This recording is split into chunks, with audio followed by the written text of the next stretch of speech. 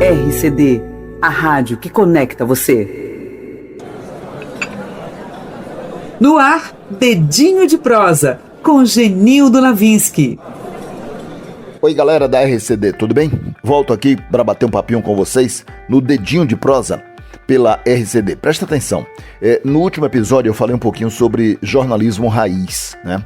E as pessoas, é claro, ficam interessadas quando a gente fala sobre esse tema, porque quando a gente fala em jornalismo, e isso foi levado ao ar por conta do mês em que nós celebramos o Dia do Jornalista, há um interesse muito grande porque as pessoas buscam a todo instante informação. E quando você está falando em informação, a gente lembra logo de quem? Do jornalista, é claro. A gente lembra da notícia séria e a gente lembra do jornalismo raiz. E ele tem se tornado cada vez menos comum por uma combinação de fatores que acabam refletindo as transformações tecnológicas, sociais e também econômicas que a gente tem vivido nos últimos anos. E o consumo de notícia em tempo real, principalmente nas redes sociais, acabou criando uma cultura de velocidade muito grande. O que é que isso reflete? Bom, isso acaba incentivando aquelas produções rápidas, muitas vezes à custa da profundidade e da investigação cuidadosa. As pessoas desprezam essa informação para dar uma notícia. Não é raro, muito pelo contrário, a gente lê um site com informação de que fulano de tal é acusado de tal crime, mas não há uma informação profunda para investigar, para comprovar, para dizer se aquela pessoa efetivamente praticou o crime. A reportagem normalmente não ouve o lado acusado, coisas desse tipo, que são absolutamente necessárias para a boa investigação. Muitos veículos de comunicação acabam também enfrentando dificuldades financeiras e precisam acabar trabalhando com recursos limitados, e isso acaba resultando em quê? Equipes menores, com menos tempo e capacidade para investigações longas e trabalhos de campo. Vou dar um exemplo para vocês aqui. Quando eu comecei a fazer reportagem para a televisão, eu lembro muito bem que nós saímos para a rua com 5 pessoas, olhem só, 5 pessoas dentro de um carro. Você tinha o motorista, você estava com o repórter ao lado, o cinegrafista, o auxiliar de cinegrafista e um iluminador. Cada um tinha a sua função específica. E lá na frente, ao voltar para a televisão, a gente entregava esse material para o editor, que repassava para o redator e assim por diante. Você tinha uma equipe muito grande para tratar de uma notícia. Hoje em dia, não é raro a gente ver uma única pessoa que vai para a rua com uma câmera, um microfone, fone no ouvido e vai sabendo operar a câmera. Ela filma, ela faz entrevista, volta para a redação, ela escreve tudo, ela edita e entrega para colocar no ar. Então, tudo isso é fruto de uma redução que as empresas tiveram que fazer dos seus custos, exatamente pela transformação que houve na comunicação. E essa transição que houve para plataformas digitais acabou dando destaque às chamadas métricas, como cliques e engajamento.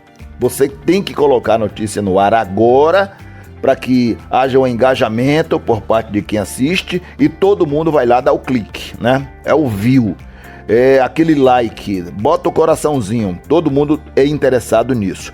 E o jornalismo investigativo, que pode levar meses para produzir resultados, muitas vezes é preterido em favor de conteúdos que gerem uma atenção imediata. Então, deixou de existir aquela investigação, quando às vezes a gente passava 30, 40 dias fazendo uma reportagem que quando ia ao ar tinha só 2 minutos, 2 minutos e meio e pronto.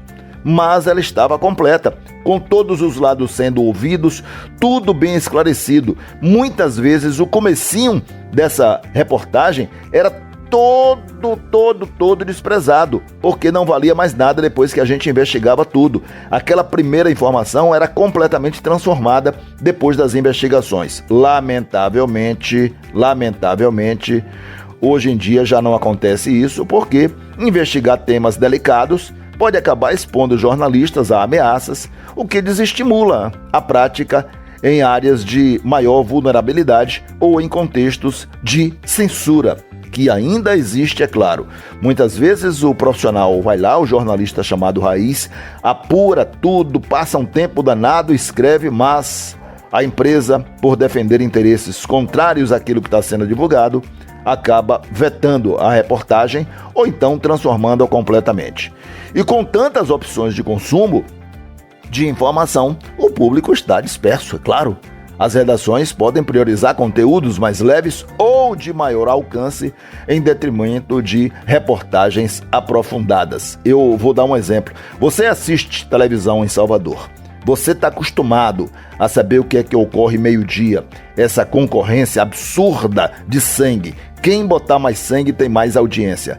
Você já ouviu em algum momento, ou tem ouvido em algum momento, uma reportagem sendo aprofundada sobre as notícias policiais que são divulgadas? Hein?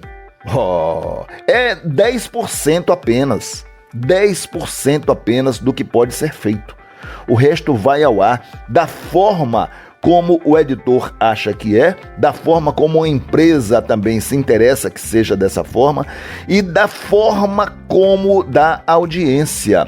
Se for deste jeito, se for da forma como está, que dá audiência, vai da forma como está. Bota no ar, independente da qualidade do que está indo, da veracidade do que está sendo dito. Lamentavelmente, é desta forma. E com tantas opções, então, o público está disperso, né? E as redações podem priorizar esses conteúdos. Apesar disso, o jornalismo raiz, meus amigos, ele resiste a essas iniciativas independentes, né? Projetos colaborativos e meios alternativos que buscam preencher lacunas deixadas pelas grandes redações. Há esperança, pelo menos eu tenho, de que quando a gente valoriza a qualidade e a profundidade, a gente volte a ocupar um espaço mais central. Sem dúvida, e é o que eu espero. Eu tenho plena convicção de que lá na frente muita gente vai parar para refletir e pensar: poxa, vamos voltar um pouquinho ao passado?